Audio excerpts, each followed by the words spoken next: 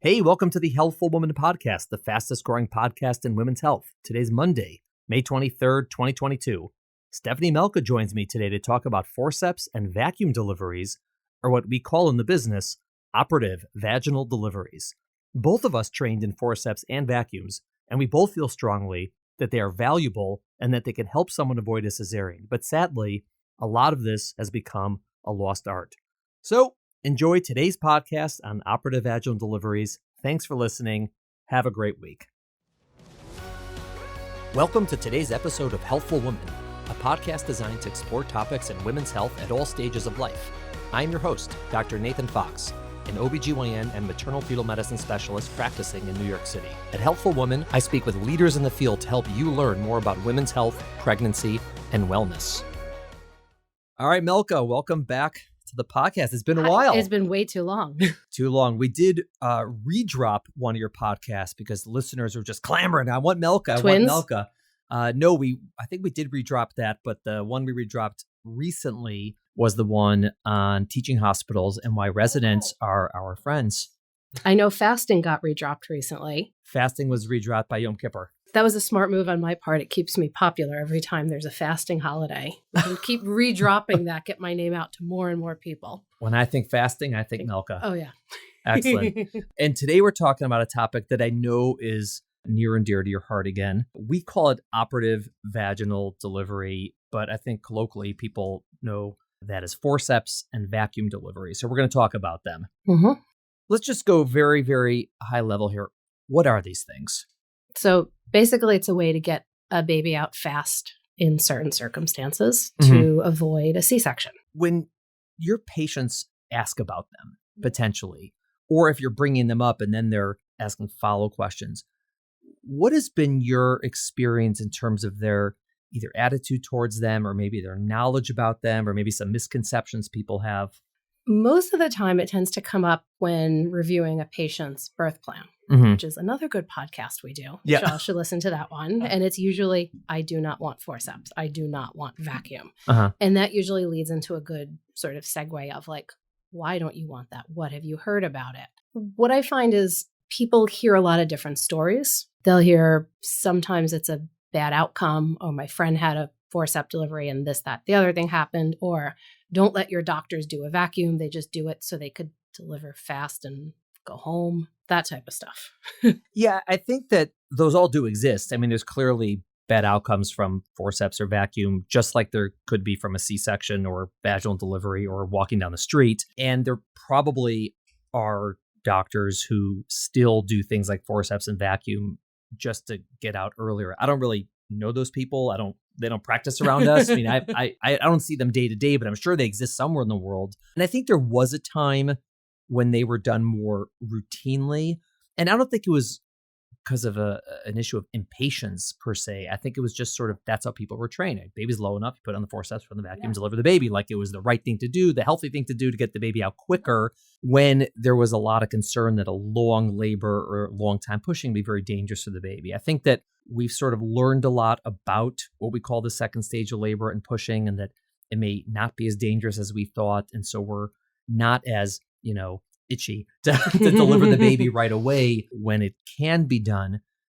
But I do think that the misconceptions out there are problematic, because I think people sometimes think that these are like barbaric or they're unsafe or they're unhealthy, when in fact, the way we look at them is they're like amazing. They're like such useful and valuable tools to deliver a baby safely vaginally without having to do a C-section, because that's usually what's going to happen otherwise. They're going to have a C-section. And I think not everyone realizes that. And then when they're going over the birth plan, they're like, oh, like, yeah, no, I'd much rather have that than a C-section. And that's sort of how the conversation frequently ends. Not always. Some people don't want it, and that's fine. Why would someone need forceps or vacuum, or in what situations might you recommend it?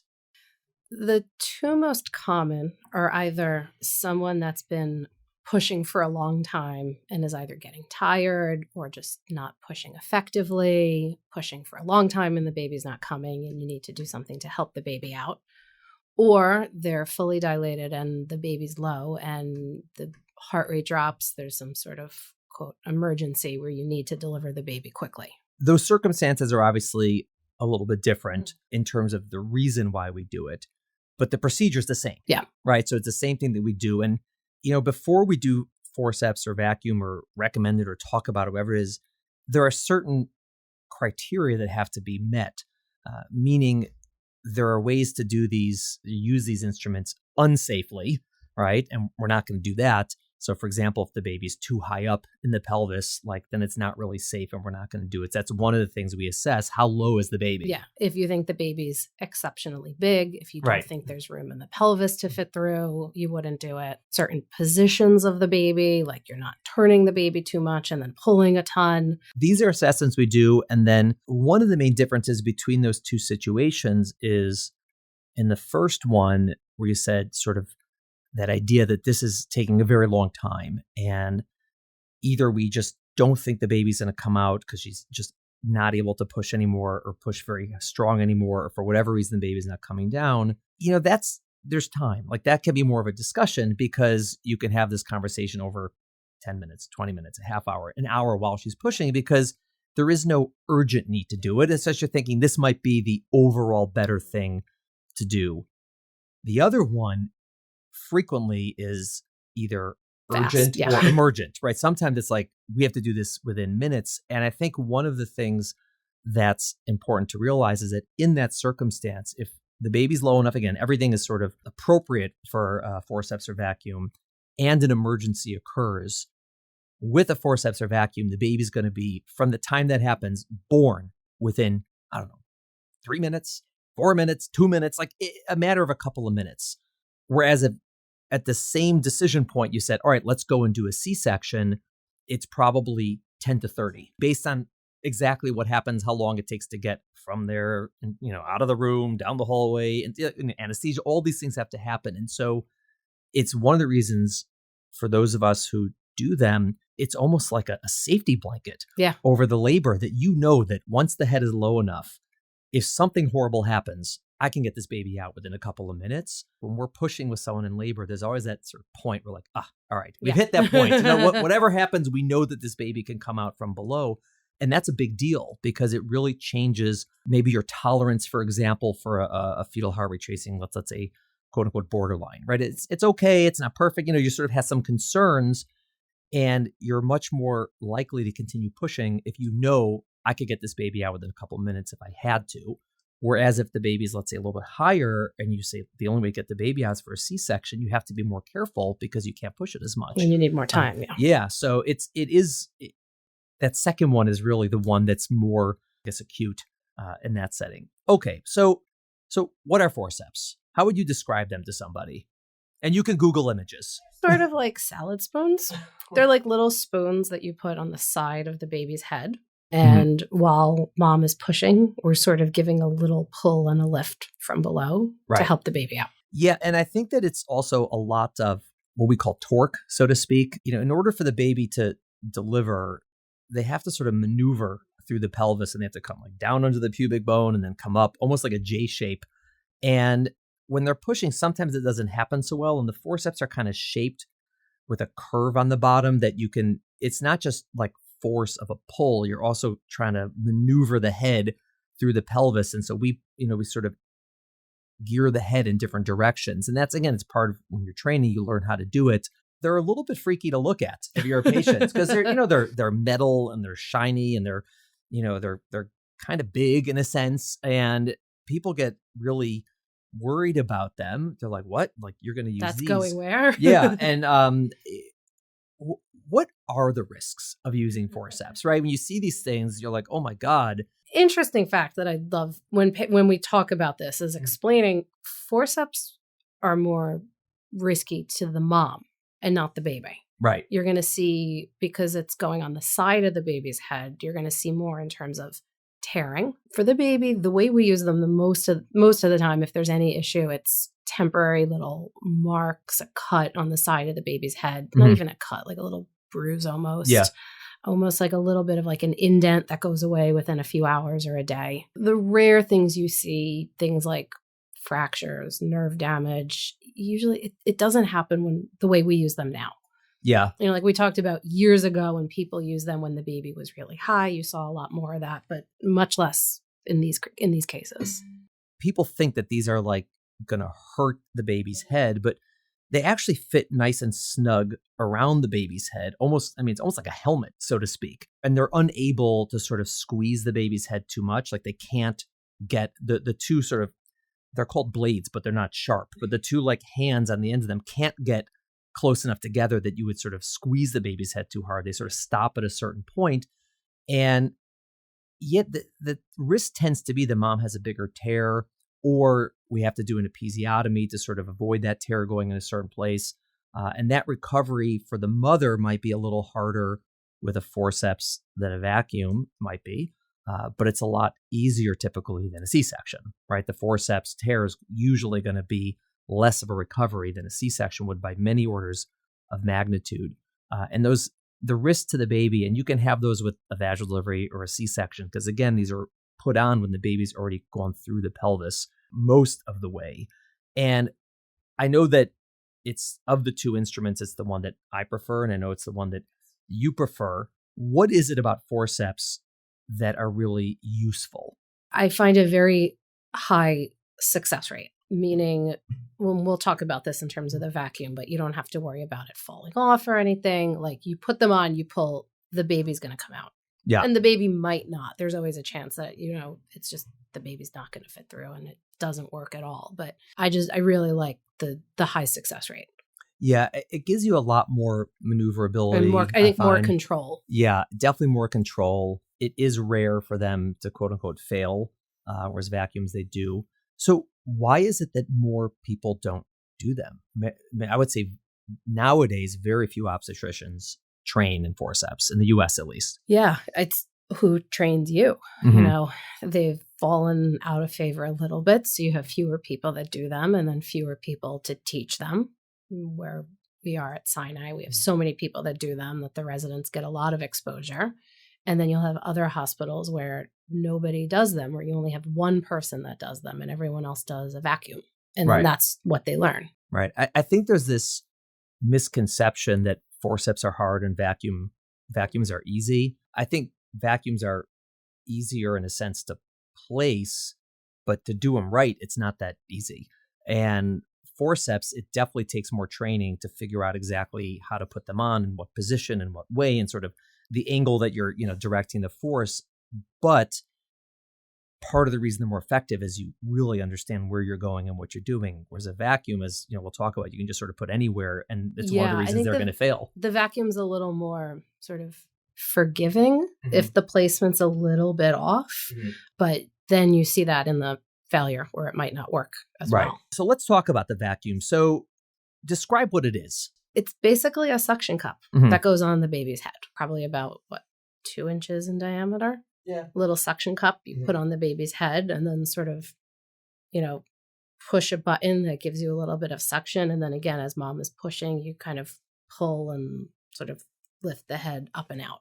Right. And so when you said earlier that it's a little more forgiving, so what do you mean by that? The difficult thing about forceps or vacuum is knowing the right position of the baby's head. Like these have to be put on in a very specific way. In the vacuum, there's sort of a more wide area where it can be placed. So if it's like off by 0.5 centimeter here or there, you'll still get the same outcome. Right. Whereas you don't get that with the forceps. Right. Like it's much more exact. Yeah, I think that, when we think of the baby's head coming out, it's almost like a clock. And there's like a point in the baby's head that could be pointing at 12, it could be pointing at 9 or at 6. And we need to know exactly where that is because the forceps have to go on in a very specific way. If the head were pointing at 12 o'clock, one goes at 3 and one goes at 9. And so if the head is rotated, the forceps have to rotate, to the same degree. The vacuum, you technically can just put it on anywhere. Now, it won't work if you put it on anywhere. It has to sort of, in order to be most effective, it has to be placed in a very particular point. But, you can actually put it anywhere. Right. And it's not like it's necessarily more dangerous to put it somewhere else. Forceps, if you put it in the wrong place, could be more dangerous. So you have to really know what you're doing. Vacuum, not so much. But what happens is for the vacuum, if you don't put it on the correct spot or right near the correct spot, when you're pulling, you're not getting the right part of the head coming out of the pelvis, and so it's going to pop off. Right, the vacuum is so you lose your suction and it pops off, and that is one of the reasons it fails, because you can't keep doing that indefinitely. After 2 or 3 times it happens, it's called a failed vacuum, and you sort of say, we're done here. What would be the risk of a vacuum? So again, it's going on sort of the top of the head. So nothing into the vaginal canal, so less in terms of internal tearing, but you're going to get more for the baby in terms of bruising. Bruising under the scalp, sometimes even underneath the skull. Yeah, so more for the baby. Yeah, I think people are definitely surprised when they look at the 2 instruments, and forceps are these sort of like big metal things, and the vacuum's this little white suction cup that looks so pretty and pleasant. And they say, I want that one. Yeah. And you say that little tiny white plastic thing is the one that's more dangerous to the baby. I mean, they're both safe, but that could be more dangerous to the baby, and not the metal ones. People are like, really? And like, yeah, actually that's the case. Because when you're just sort of using suction to pull on the scalp, essentially. And so you can envision a scenario where the head stays still and you're just pulling the scalp, and you're pulling. And so all those little blood vessels under the skin can shear, and then you can get bleeding under the scalp. And that's definitely a complication. But I would say that in the US, most OBs know how to use these vacuums to some degree, if not excellently. They know to use them like enough. How would you decide which one of those 2 to use if you're in that situation that you think is appropriate? I always do forceps. I trained in vacuum. I could do it. But when you do them and you have those pop-offs, and then you're like, oh, it didn't work. Did it not work because it popped off? Or is this really the baby's just not fitting through? And you have that like indecisiveness, and then you're doing the C-section. Like, that's why I go for the forceps. Yeah. I mean, I'm the same way. I'm one of the people who train you, so I had a feeling we'd think similarly about this. But one of the tenets here is that it's been determined, whether correctly or incorrectly, that it is unsafe to use both instruments on the same baby. Meaning, if you use a vacuum and it fails, it's unsafe to then do forceps. Now, the study that proved that, it's unclear if that's actually the case, but okay, pretty much nobody does it. Pretty much nobody uses 2 instruments unless you couldn't actually get the first one on, like you didn't get a real attempt at it. And so since the vacuum, if it fails and it pops off 2 or 3 times, you really don't have an option to then say, okay, vacuum didn't work, now let's do forceps. Like, let's try the one that has, less tearing for the mom. And if that doesn't work, do the forceps. So that's really not an option. So if it fails, you're going to C-section, essentially. So since the success rate for forceps, like you said, is higher, I agree. I pretty much almost always will choose forceps. I would say the one exception for me, one of those cases where the head's like a third of the way out already, and you really need to deliver the baby quickly, and like, all right, I could put the vacuum on without doing anything. It'll just come out 1, 2, 3. But in those circumstances, you probably don't even need the vacuum anyways. You can just sort of, whatever. So that would be the exception. But I would say it's in all these years, it's unusual that I use a vacuum. It's happened, but it's pretty unusual. Usually it's forceps. And then I think that for most people who are comfortable using both, they feel the same way. At least the people I know, the ones who use vacuum and say, listen, I wasn't trained in forceps. I'm not comfortable using them. And you definitely don't want your doctor using them if they're not comfortable using them. That's bad. Yeah. Right. So, but okay, not everyone trains in everything. That happens. Like, it's not the end of the world. But for those of us who use both, again, I typically would choose the forceps as well. And then what are the things that you discuss with someone before you're going to place a forceps, let's say, because it's not, as you said, it's not usually going to be a vacuum. So how does that conversation go? Pushing. Usually at some point, the patient's asking like, how much longer? How's it going? And you sort of, well, you've made progress. The head's nice and low, and then, you sort of find a supportive way to say like, look, the head is low enough. If we needed to help the baby out from below, I could do forceps and help the baby out and not need a C-section.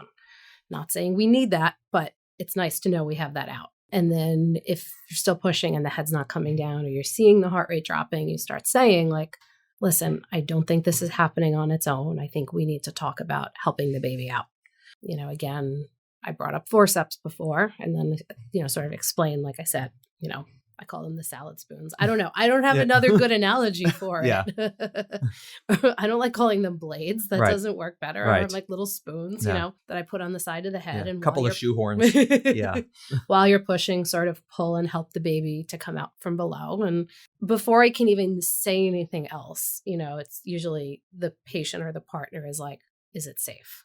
You know, and then I'll be like, of course it's safe. Like, I'm not going to do anything unsafe. And then, you know, explain like, if there's any risk, it's, you know, temporary, you know, a little mark or a little scratch on the face. Very uncommon to have the, you know, broken bone, nerve damage, anything. Yeah. And then sort of just like leave it there as an option, but not like push it at that second. Yeah. Sometimes you just have the conversation and it's like a relief for the patient to be like, oh, thank God I don't need a C-section. Like, and then they're sort of, they stop worrying about that and then their pushing gets better. Right. Or they see those forceps. Or they see the forceps and they're like, okay, I'm going to push this baby out. Yeah. They can be very motivating when when I bring them in the room, I usually show people what they look like. And frequently I'm the opposite. I don't. No, I put them on the side. Depends if I'm really going to use them. But it's, I think one of the other things I frequently warn them about before forceps is, not all the time, but more often than not, they're going to need an episiotomy when we do forceps. And that's just because, you know, if they're going to tear a lot, we want to direct it away from their bottom. And so I just do that. That happens with vacuum too. Often because when you're, unless it's like what you said, where the baby's a third of the way out, like you're pulling quickly through the natural stretching and tearing that would happen. Yeah. And I find in that case, they often benefit from an episiotomy as well. Yeah. It's one of those instances when people sort of talk about, and we have a separate podcast on episiotomies, but when people say they should never be done, that has to really be taken into context of what that means, because that's not correct, that it should never be done. It should be done in certain circumstances, but not routinely. And so one of those circumstances where it's probably better to get an episiotomy than not have one is in operative vaginal deliveries. Again, based on the circumstances, there's some people who I won't do it. You know, if they've had multiple children, I think there's plenty of room, you know, okay. But for someone, certainly in their first baby, it's almost always going to be the case. How would you have that conversation with them if it's more emergent? That's when it gets a little bit more sweaty. You just kind of look at them and you say, all right, listen, the baby's heart rate is dropping. This is an emergency. I need to get the baby out fast. I can do a C-section, or I can use forceps to help pull the baby out from below. I think forceps are safer. Right. And quicker.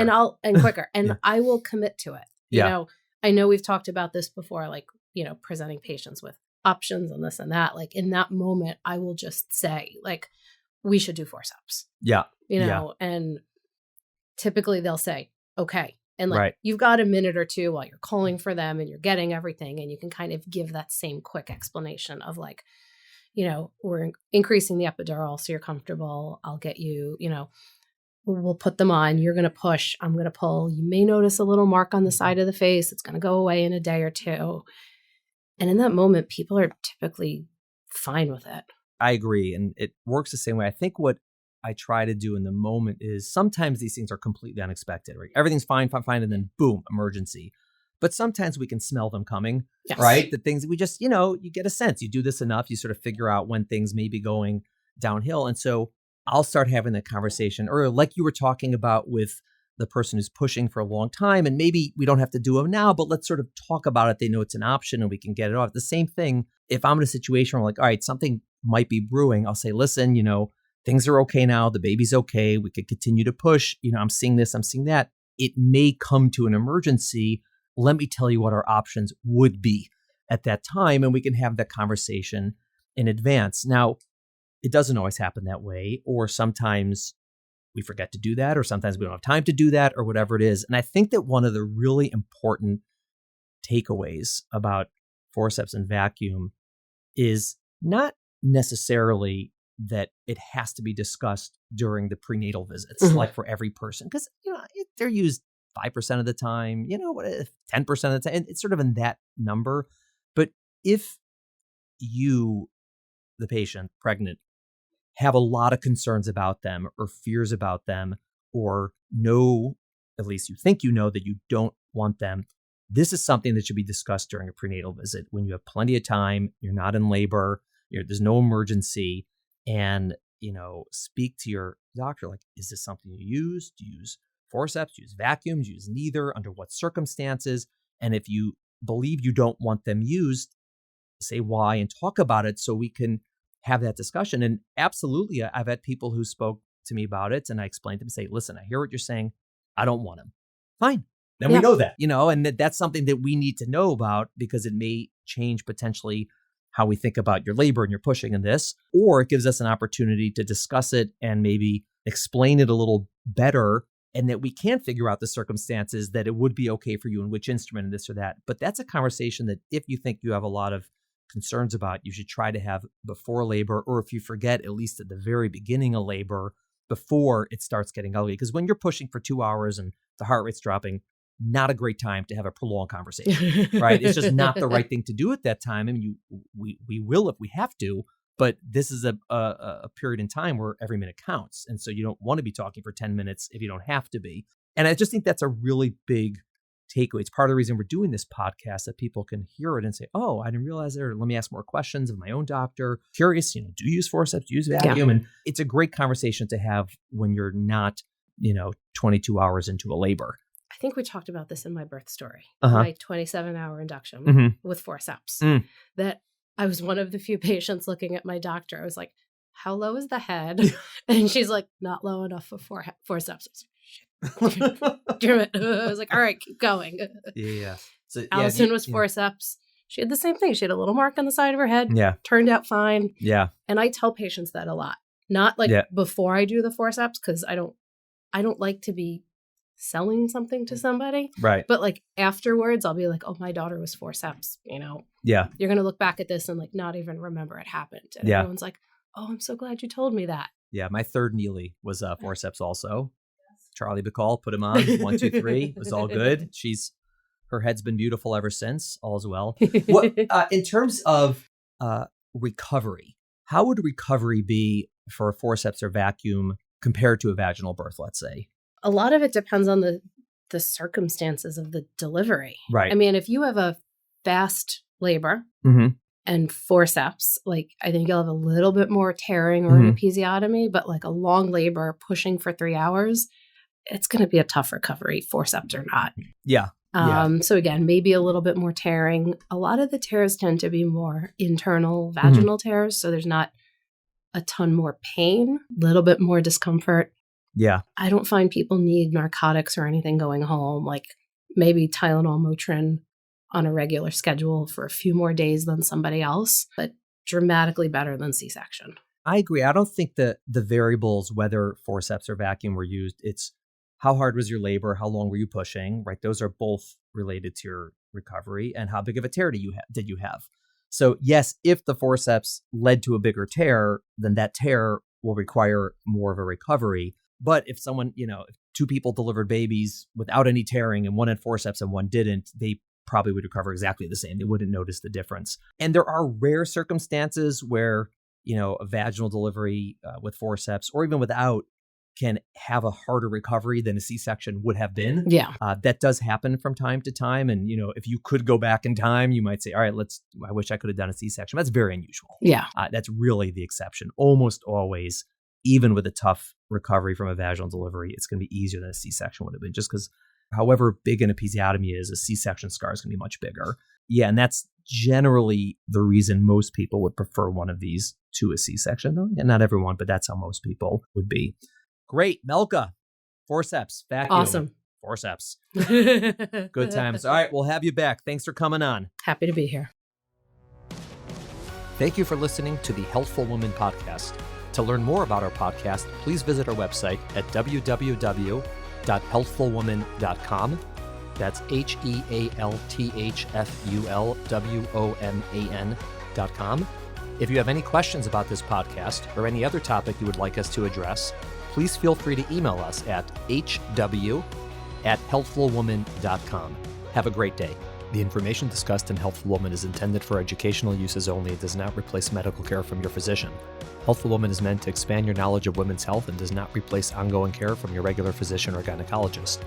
We encourage you to speak with your doctor about specific diagnoses and treatment options for an effective treatment plan. Paid sponsors of the podcast are not involved in the creation of the podcast or any of the content. Support for our sponsors should not be interpreted as medical advice from the podcast, the host, or the guests.